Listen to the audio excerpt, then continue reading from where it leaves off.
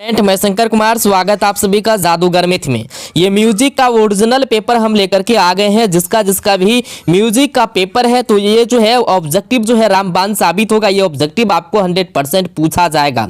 ये ऑब्जेक्टिव को आप लोग जो है कंप्लीट कर लीजिए मेरे ढेर साथ। ये ऑब्जेक्टिव को अभी हम बताने जा रहे हैं। यहाँ पे देख सकते हैं सेट कोड जो है ए है। क्या सेट कोड ए है? जिसका भी म्यूजिक का एग्जाम है तो ये जो है मेरे ढेर साथ यहाँ पे देख सकते हैं ये ओरिजिनल पेपर है। और इस ऑब्जेक्टिव को कंप्लीट कर लेने से म्यूजिक का सारा फंडामेंटल खत्म हो जाएगा। ये म्यूजिक का पेपर में अगर आप चाहते हैं 70 में 70 लाएं तो इस ऑब्जेक्टिव को क्लिक करके जो है आप देख सकते हैं और आगे जो है शेयर कर सकते हैं जिसका भी म्यूजिक का परीक्षा है। तो यहाँ पे ये म्यूजिक का जो है पेपर लेकर के हम आगे हैं। सभी छात्र छात्रा से अनुरोध है कि एक बार जो आप लोग जो है वीडियो को लाइक करके चैनल को सब्सक्राइब कर लीजिए, क्योंकि ये 1 सीरीज है, 2 सीरीज वीडियो जो है आपको पहुंच जाएगा। यहाँ पे देख सकते हैं मेरे डियर साथियों, पहला ऑब्जेक्टिव लेकर के हम यहाँ पे चलेंगे। यहाँ पे दिया गया निम्नलिखित में से किस ताल में 8 मात्राएं होती है? ये ऑब्जेक्टिव आपको रामबाण साबित होगा मेरे डियर साथियों। तो इस ऑब्जेक्टिव को जो है एकदम रट लेना है, म्यूजिक वाले सब जितना भी बच्चा है।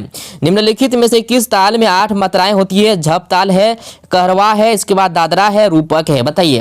तो एक का जो आंसर होगा ये है कहरवा। याद रखना, ये आध भी करते जाइए। ताल में 8 मात्राएं होती है कहरवा में। चलिए, इसके बाद यहाँ पे दिया गया मेरे डियर साथियों क्वेश्चन नंबर दूसरा में निम्नलिखित रागों में से, यहाँ क्या कह रहा है? निम्नलिखित रागों में से किसमें दोनों माध्यम लगते हैं? दोनों माध्यम लगते हैं। देश है, भीम पलासी है, भैरव है, इसके बाद जो है केदार है। बताइए। 2 का जो आंसर होगा आपका तो भीम पलासी जो है इसमें क्या होता है? तो दोनों माध्यम लगते हैं। ऑप्शन इसका बी बिल्कुल राइट आंसर हो जाएगा।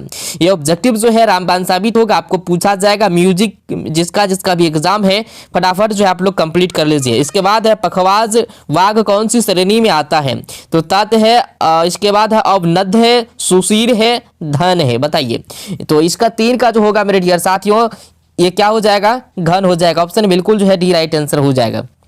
इसके बाद है यहाँ पे पंडित विश्वमोहन भट्ट कौन सा वाद्य बजाते थे? बताइए। पंडित विश्वमोहन भट्ट कौन सा वाद्य बजाते थे? सरोद, सारंगी, गिटार, वायलिन। ये टोटल ऑब्जेक्टिव वायरल ऑब्जेक्टिव मेरे डियर साथियों कंप्लीट कर लीजिए आप लोग। तो वायलिन हो जाएगा। ऑप्शन जो है इसका डी राइट आंसर हो जाएगा। इसके बाद आपके स्क्रीन पे है संगीत रत्नाकर का प्रथम अध्याय क्या है? संगीत रत्नाकर का जो है प्रथम अध्याय क्या है? विवेकाध्याय है, प्रबंधाध्याय है, स्वाध्याय है, तलाध्याय है। बताइए। तो 5 का जो आंसर होगा ये आपका जो स्वाध्याय हो जाएगा। ऑप्शन जो है सी राइट आंसर हो जाएगा। इसके बाद यहाँ पे दिया गया है राग तिलक कामोद का वादी स्वर क्या है? यहाँ पे क्या कर राग तिलक कामोद का वादी स्वर क्या है? ऋषभ है, षडज है, पंचम है, गंधार है। बताइए। 6 का जो आंसर होगा मेरे डियर साथियों तो ये ऋषभ हो जाएगा। ऑप्शन बिल्कुल जो है ए राइट आंसर हो जाएगा। एकदम दिमाग में इसको घुसाते जाइए। म्यूजिक के जितने भी छात्र छात्रा यानी एग्जाम देंगे जल्दी से इसको जो है कंप्लीट कर लीजिए। राग माल कौन में वर्जित स्वर क्या है? तो धरे है, रे प है, गो म प है, मो प है। बताइए। तो जल्दी से बताइए इसका राइट आंसर क्या होगा? आप भी आंसर देते जाइए, आपका प्रैक्टिस हो जाएगा। रे प हो जाएगा। क्या हो जाएगा? रे प। चलिए, इसके बाद यहाँ पे दिया गया है प्राचीन काल में गमक के कितने प्रकार थे?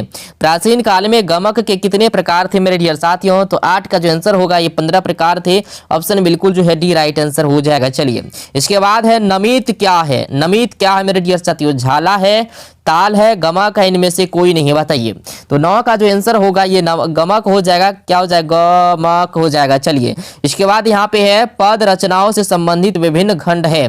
तो ये झाला है, यहाँ पे मातु है, गमक है, ताल है। बताइए। तो 10 का जो आंसर होगा तो ताल हो जाएगा। ऑप्शन बिल्कुल जो है डी राइट आंसर हो जाएगा। फटाफट जो है दिमाग में घुसाते जाइए। ऑब्जेक्टिव आपको जो है पूछेगा मेरे डियर साथियों, जल्दी से कंप्लीट कर लीजिए। म्यूजिक के जितने भी बच्चे हैं, रविंद्र संगीत नाम की शैली जो है शैली के जन्मदाता हैं। रविंद्र संगीत नाम की शैली के जन्मदाता हैं गुरुदेव रविंद्रनाथ ठाकुर, पंडित रविशंकर, रविंद्रनाथ पटनायक, इनमें से कोई नहीं। बताइए। तो 11 का जो आंसर होगा क्या हो जाएगा? गुरुदेव रविंद्रनाथ ठाकुर। ऑप्शन जो है बिल्कुल ए राइट आंसर हो जाएगा। इसके बाद आपके स्क्रीन पे यहाँ पे चंद्रोंडित प्रकाशिका की रचना कब की गई?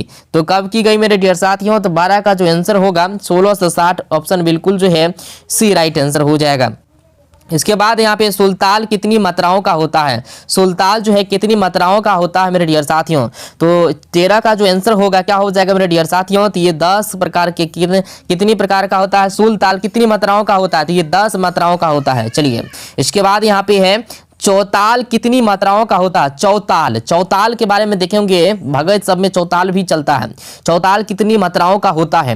तो 14 का जो आंसर होगा मेरे डियर साथियों क्या हो जाएगा? 12। चौताल क्या होता है? 12 मात्राओं का होता है। चलिए इसके बाद यहाँ पे मन ताल, मन ताल कितनी मात्राओं का होता है? तो कितनी मात्राओं का होता है मेरे डियर साथियों मन ताल? तो 15 का जो आंसर होगा क्या हो जाएगा? ये 19 प्रकार के होते हैं। कितने प्रकार के? 19 मात्रा होता है ना, ठीक है। चलिए इसके बाद यहाँ पे धमार ताल के कितने विभाग होते हैं? धमार ताल के कितने विभाग होते हैं मेरे डियर साथियों? 2 है, 4 है, 5 है, 6 है। तो 17 का जो आंसर होगा मेरे डियर साथियों क्या हो जाएगा? ये 4 प्रकार के होते हैं। कितने यहाँ पे कह रहा है धमार ताल के कितने विभाग होते हैं? तो 4 विभाग होते हैं। चलिए इसके बाद यहाँ पे दिया गया है सुलताल कितने विभाग में होते हैं? सुलताल कितने विभाग में होते हैं? तो ये 5 विभाग में होते हैं। ऑप्शन इसका सी राइट आंसर हो जाएगा। जल्दी से जो है सभी को शेयर कर दीजिए जिसका जिसका भी म्यूजिक का परीक्षा है। मत ताल के कितने विभाग होते हैं? तो 19 का जो राइट आंसर होगा 9 हो जाएगा। मत ताल के कितने विभाग हैं? 9 विभाग हैं। इसके बाद यहाँ पे हिंदुस्तानी संगीत में कुल कितने स्वर होते हैं? तो हिंदुस्तानी संगीत में कुल कितने स्वर होते हैं? तो ये 12 स्वर होते हैं। ऑप्शन बिल्कुल जो है डी राइट आंसर हो जाएगा। जल्दी से फटाफट इसको कंप्लीट कर लीजिए मेरे डियर साथियों, नहीं तो बाद में आपको पछताना पड़ेगा। ये ऑब्जेक्टिव आपको जो है वायरल ऑब्जेक्टिव दे रहे हैं। ये ऑब्जेक्टिव आपको पूछेगा राग विभाग की प्रकृति कैसी है? तो 21 का जो आंसर होगा कसन हो जाएगा। ऑप्शन जो है सी राइट आंसर हो जाएगा। इसके बाद यहाँ पे राग कल्याण की प्रकृति कैसी है? तो गंभीर है, कसन है, शांतन करंक है, बताइए। 22 का जो आंसर होगा आपका शांत हो जाएगा। क्या हो जाएगा? शांत हो जाएगा। राग कल्याण की प्रकृति कैसी है? तो शांत है। चलिए इसके बाद राग भैरव किस प्रकृति का है? राग भैरव जो है किस प्रकृति का है? तो इसका आंसर हो जाएगा शांत। ऑप्शन जो है बिल्कुल ये राइट आंसर हो जाएगा। इसके बाद यहाँ पे राग भीमपलासी किस प्रकृति का है? तो ये किस प्रकृति का है मेरे डियर साथियों? तो ये है शांत प्रकृति का। ऑप्शन बिल्कुल भी आंसर हो जाएगा। एकदम दिमाग में इसको बैठाते जाइए जल्दी जल्दी से। चलिए इसके बाद है अमीर खुसरो क्यों जाने जाते थे? तो अमीर खुसरो क्यों जाने जाते थे? तो कंठ संगीत के लिए। ऑप्शन जो है मेरे डियर साथियों बी आंसर हो जाएगा। ये सब ऑब्जेक्टिव को 1-2 बार दोहरा करके देख लीजिए मेरे डियर साथियों, ऑब्जेक्टिव आपको पूछा जाएगा। सेहतार नाम किनका दिया हुआ है? सेहतार नाम किनका दिया हुआ? सेहतार। तो 26 का आंसर हो जाएगा अमीर खुसरो का। ऑप्शन जो है इसका सी राइट आंसर हो जाएगा। इसके बाद यहाँ पे है तानसेन का विवाह किससे हुआ? तानसेन का विवाह किससे हुआ? तो हुसैनी से, जरीना से, मेरी से, रुकैया से, बताइए। तो इसका जो आंसर होगा मेरे डियर साथियों हुसैनी से हुआ था। तानसेन का विवाह हुसैनी से हुआ था। चलिए इसके बाद है फैयाज खान विशेष रूप से क्या गाते थे? फैयाज खान विशेष रूप से जो है क्या गाते थे? तो ये गाते थे ध्रुपद। ऑप्शन जो है इसका ए राइट आंसर हो जाएगा। इसके बाद यहाँ पे है पंडित ओंकार नाथ ठाकुर मुख्य रूप से थे? तो ध्रुपद गायक, ख्याल गायक, ठुमरी गायक, गायक शैली। तो ये 29 का जो आंसर होगा मेरे डियर साथियों ख्याल गायक थे। ऑप्शन जो है बी राइट आंसर हो जाएगा। इसके बाद यहाँ पे टी.एम. पटनायक क्या बजाते थे? टी.एम. पटनायक क्या बजाते थे? तो ये बजाते थे वायलिन बजाते थे। ऑप्शन जो है इसका ए राइट आंसर हो जाएगा। इसके बाद यहाँ पे धमार ताल में खाली का प्रयोग जो है किस मात्रा पर होता है? यानी खाली का प्रयोग किस मात्रा पर होता है? तो ये होता है 5वीं पर। ऑप्शन जो है इसका बी आंसर हो जाएगा। इसके बाद यहाँ पे दिया गया मेरे डियर साथियों झड़प ताल में कितनी तालियां होती है? झड़प ताल में कितनी तालियां होती है मेरे डियर साथियों, बताइए। झड़प ताल में कितनी तालियां होती है? तो ये होती है 3 तालियां। चलिए इसके बाद यहाँ पे दिया गया मेरे डियर साथियों चौताल में कुल कितनी तालियां होती है? चौताल में कुल कितनी तालियां होती है? तो ये होती है मेरे डियर साथियों, तो कितनी होती है? तो 4 होती है। ये ऑब्जेक्टिव वायरल ऑब्जेक्टिव है मेरे डियर साथियों, फटाफट आप लोग कंप्लीट कर लीजिए, बाद में आपको पछताना पड़ेगा। इसके बाद यहाँ पे दिया गया है मत ताल में कुल कितने तालियां होती है? मत ताल में कुल कितने तालियां होती है मेरे डियर साथियों।